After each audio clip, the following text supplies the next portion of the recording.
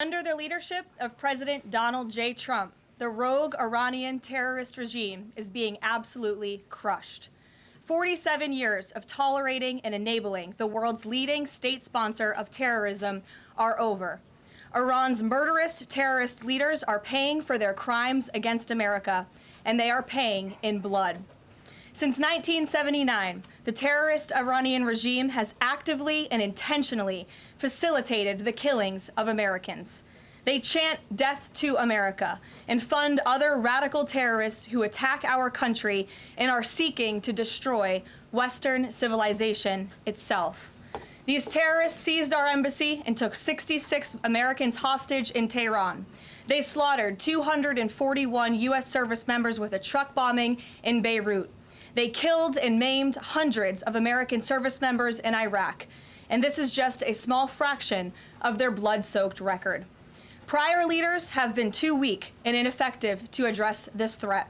Some, like Barack Hussein Obama, even sent pallets of cash that ultimately financed this terrorist crusade against the United States and our people, while signing stupid and naive deals that put Iran on the path of developing nuclear bombs. After years of endless appeasement and empty statements from politicians on both sides of the political aisle in this town, President Trump is finally the man of action. President Trump is holding these monsters accountable and permanently extinguishing their nuclear ambitions. Future generations of Americans will look to this moment as the moment where the specter of a nuclear armed Iran ended. At the beginning of Operation Epic Fury, launched last weekend, President Trump laid out clear objectives to the American people on what the U.S. military seeks to accomplish through these major combat operations. Number one, destroy the regime's deadly ballistic missiles and completely raze their missile industry to the ground. Number two, annihilate the Iranian regime's navy. And so far, we have destroyed more than 20 Iranian ships, including their top submarine last night, using a torpedo for the first time since World War II. There is not a single Iranian ship underway in the Arabian Gulf, Strait of Hormuz, or the Gulf of Oman. Number three, Operation Epic Fury will ensure the regime's terrorist proxies in the region can no longer destabilize the region or the free world and attack our armed forces. And thus far, Iran's proxies are hardly putting up a fight. Number four, this mission will guarantee that Iran can never obtain a nuclear weapon. It's safe to say that thus far, Operation Epic Fury has been a resounding success. American forces have struck more than 2,000 targets, destroying hundreds and hundreds of ballistic missiles, launchers, and drones.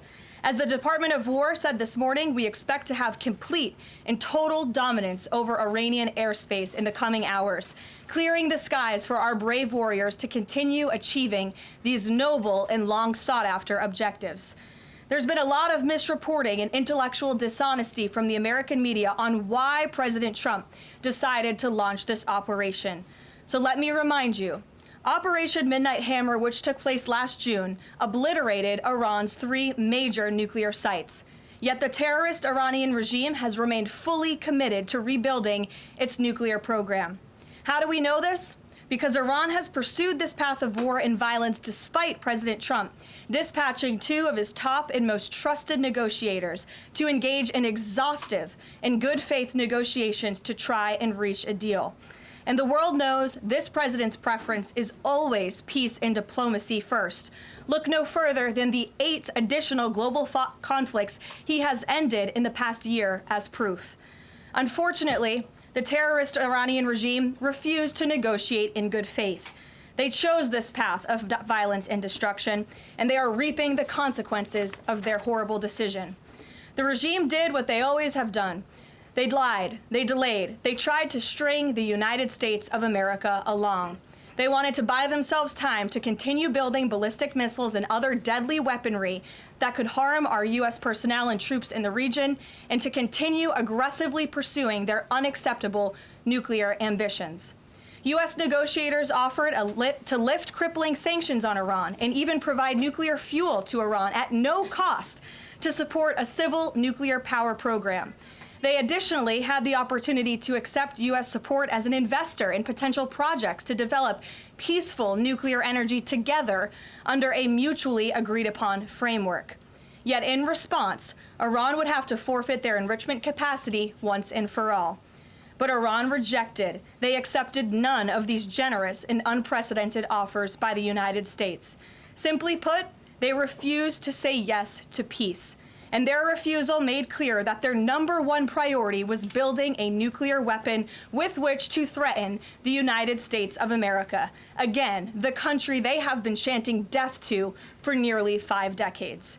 Let me state this again clearly. Iran rejected the path of peace because the terrorists in charge of this regime wanted to build nuclear weapons to use against Americans and our allies.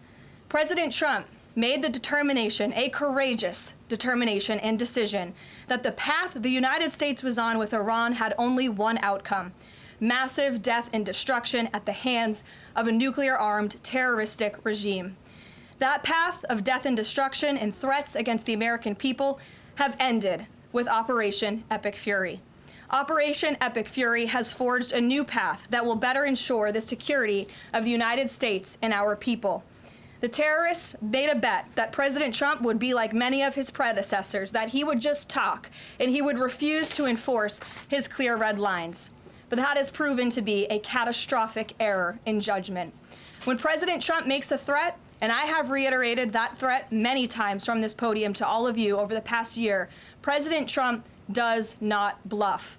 The president's words are backed up by the mightiest warriors in the world who possess the most sophisticated capabilities this world has ever known. 49 and counting of the most senior Iranian regime leaders, including the supreme leader, have already been wiped off the face of the earth. Make no mistake, killing these brutal terrorists is good for America and makes the world a much safer place.